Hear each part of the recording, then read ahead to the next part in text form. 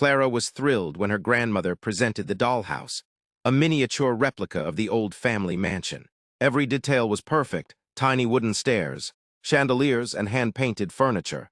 But as Clara unpacked the small boxes of dolls, she noticed something odd. Each doll's eyes seemed to follow her across the room. That night, Clara woke to faint scratching sounds.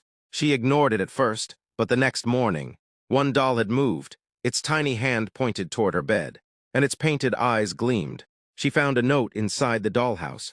"We see you, we know you."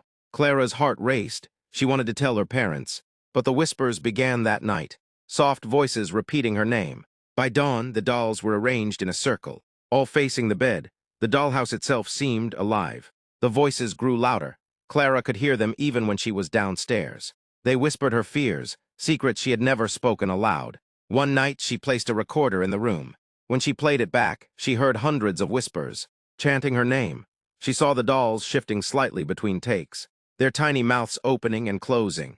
The dollhouse wasn't just haunted, it was sentient. Clara touched one of the dolls, and suddenly, she shrank. The room became massive, and she was trapped inside the dollhouse itself.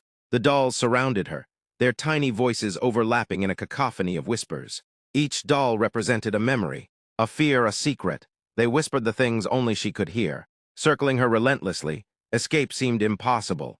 The walls were living wood, the ceilings breathing. At the center of the dollhouse, Clara discovered the largest doll, a porcelain figure of her grandmother, eyes glinting with life. "You are one of us now," it said. The walls creaked. The other dolls moved to form a path.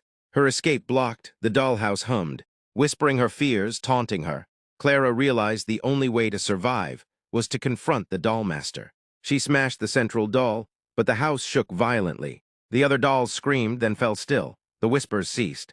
Clara grew back to normal size. The dollhouse lay shattered, but she could still feel tiny eyes watching from the debris.